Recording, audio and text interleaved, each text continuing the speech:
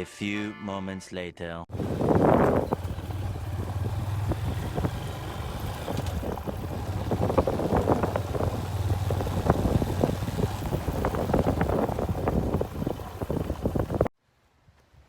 So guys, andito tayo ngayon sa isang probinsya ng Cambodia. Hindi namin alam kung saan to, pero ito nadaanan lang namin, Speu Cafe and Homestay. So pumasok kami at ito, share ko sa inyo kung ano ang meron sila dito. Tingnan mo, pagkapasok mo guys, ito may maraming puno ng mangga. At yung puno ng mangga ay may maraming bunga. Ayan po. See? Ayan. Diba po? Oh, ang dami. Marami po siyang bunga. Lahat po. Ayun. Dito pa. So, huminto kami dito kasi medyo masakit na yung puwet namin sa sakay ng motor. Nakamotor lang po kami. So, papunta po tayo sa waterfalls dito. So, medyo malapit na kami at nakita namin to. So, huminto muna kami para makapagpahinga. Kasi meron ding mga bulaklak doon banda. Sa bandang doon, ayun. Ayun po, mga bulaklak po yan, yan. Tingnan po natin doon.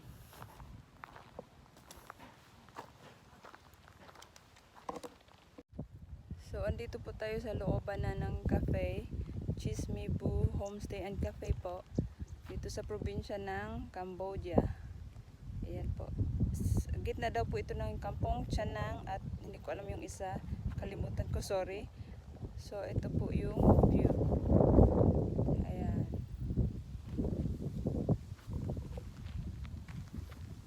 Yan mga bulaklak.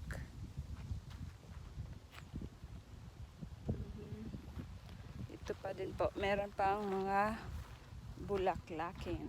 Hindi ko alam kung anong pangalan ng bulaklak na ito. Ayan. Super ganda. Colorful po na mga bulaklak. Puti, pink, yellow. Ayan. Ganda po. Tapos may mga bundok sa likuran. Nakapaligid dito sa lugar na ito. Ayan po. Ayan.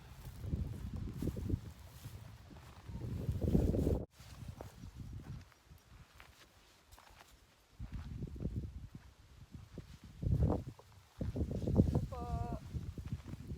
Ganda. Bulaklak.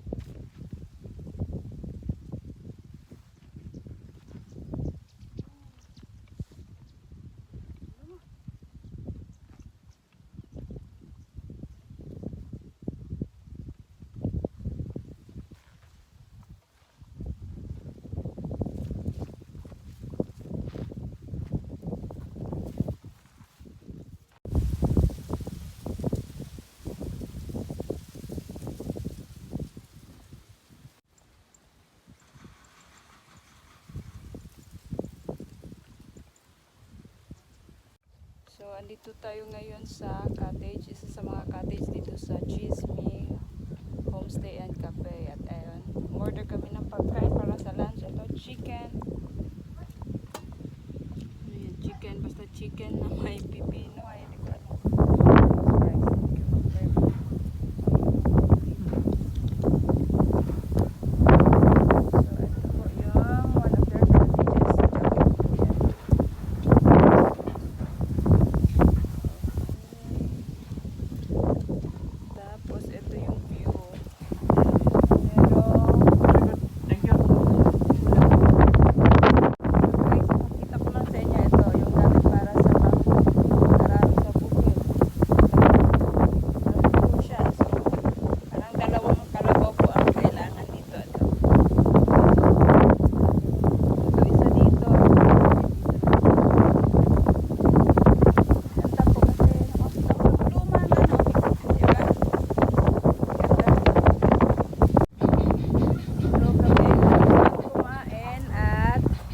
Papunta na sa waterfalls. Yun po talaga ang ating pupuntahan dito sa isang probinsya ng Cambodia. Hindi po alam kung anong probinsya po ito. Ayan.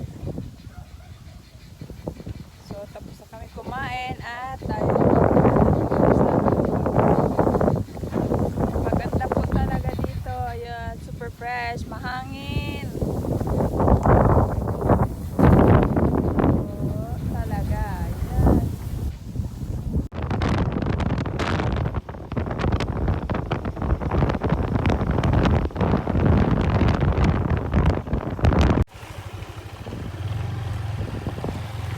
A little longer than a few minutes later. So, andito na po tayo sa area na malapit sa waterfall. So, maglalakad na lang tayo papunta doon. And we expect na walang mga ibang bisita. Kasi super layo po. Pati yung daan is super rough road. Ayan po, may nakakotse. Yan. Ito pa, sa likod ko, yan. Likod ng tuktok, meron niyang kotse. So, makakabili ka rin dito ng mga prutas. Ayan po.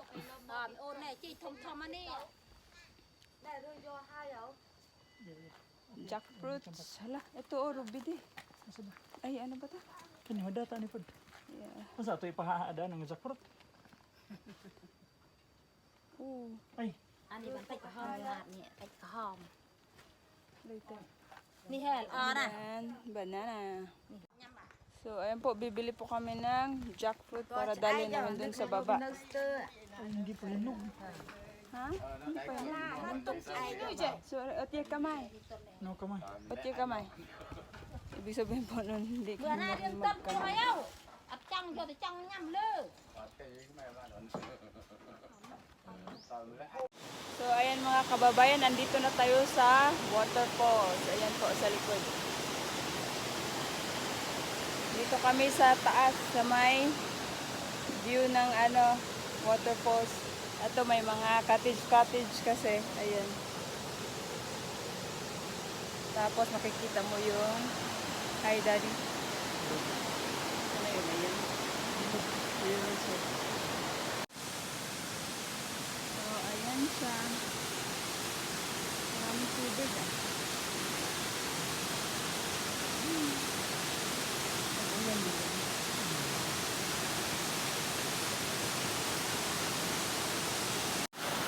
So, ayan po ang flow na waterfall. Dito na po tayo sa tuktok.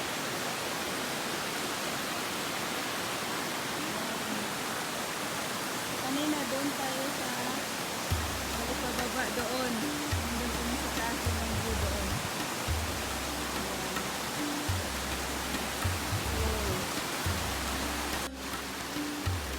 So, ayan na mga kababayan, naliligo na yung aking asawa.